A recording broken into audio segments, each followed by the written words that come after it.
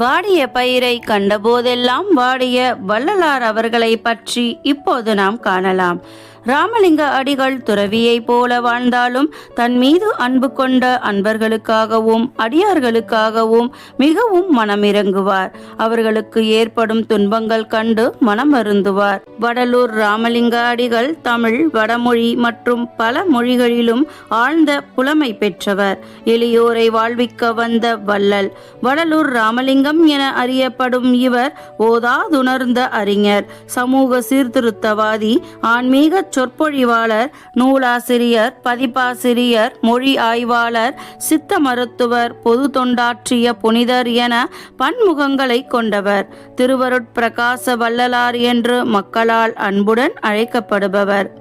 தமிழ் கவிதைக்கு தெளிவும் எளிமையும் உருக்கமும் தந்து தமிழ் இலக்கிய வளர்ச்சியில் ஓர் திருப்பத்தை ஏற்படுத்திய பெருமை ராமலிங்கரையே சாரும் என்கிறார் மு. வரதராசனார். முருகன், ராமன், சிவன் என அத்தனை தெய்வங்கள் மீதும் பாக்கள் எழுதிய போதும் கடவுள் ஒருவரே, எவ்வுயிரும் தம்முயிர் போல எண்ணுதல் வேண்டும், கோவில்களில் உயிர்பலி கூடாது என்ற சமய சீர்திருத்த கொள்கையுடையவர்.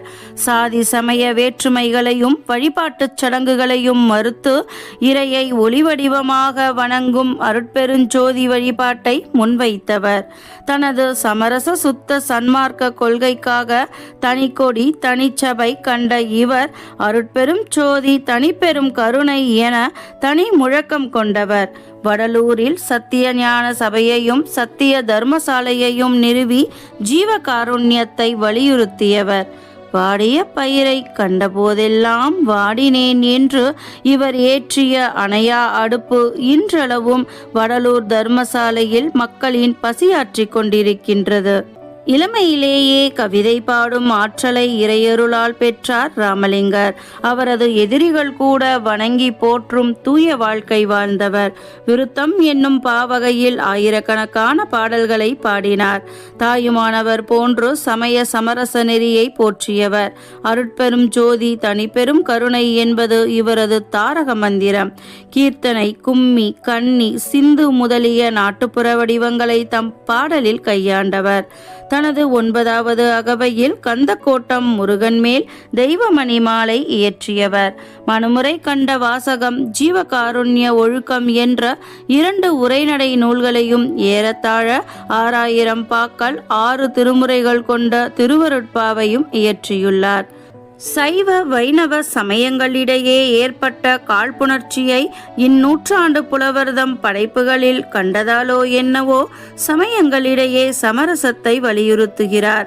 வைணவர்கள் சிவனையோ சைவர்கள் திருமாலையோ போற்றி பாடாத காலத்தில் இவர் திருமாலின் மேல் ஸ்ரீ ராமநாம திருப்பதிகம், ஸ்ரீ வீரராகவ பெருமாள் போற்றி திருப்பஞ்சகம் பாடியுள்ளார் என்று வியக்கின்றார் மு. வரதராசனார். மேலும் வியாக்கியானங்கள், மருத்துவம், உபதேசம், கடிதம், அழைப்பிதழ், விண்ணப்பங்கள் என பல்துறையிலும் படைப்புகளை படைத்துள்ளார். ராமலிங்கரின் திருவருட்பா பாடல்களை 6 திருமுறைகளாக தொகுத்தவரும் வகுத்தவரும் முதலில் பதிப்பித்தவரும் தொழுவூர் வேலாயுத முதலியார் ஆவார். இறைவனை காதலனாகவும் தன்னை காதலியாகவும் கொண்டு பாடப்பட்ட பல பாடல்களை அருட்பாவில் நாம் காணலாம்.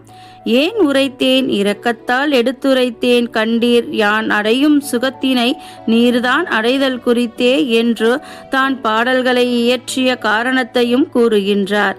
சிறிது கற்றவர்களுக்கும் கல்லாதவர்களுக்கும் தம் பாடல் பயன்பட வேண்டும் என்பதே இவரது நோக்கம். எளிய சொற்களுக்கு இடையே மிக நுட்பமான தத்துவ அனுபவங்கள் பொதிந்த ஆழ்ந்த பாடல்களும் உண்டு. இந்திய ஒன்றிய அரசு 2007இல் இவருக்கு அஞ்சல் தலை வெளியிட்டு கௌரவித்தது. ஜோதி வழிபாட்டை முன்னிறுத்தியதால் திருவருட்பிரகாச வள்ளலார் என மக்களால் அழைக்கப்படுகின்றார். இந்த தைப்பூச நன்னாளில் நாமும் வள்ளலாரின் வழிநடந்து அவரின் அருளை பெறுவோம். நன்றி, வணக்கம்.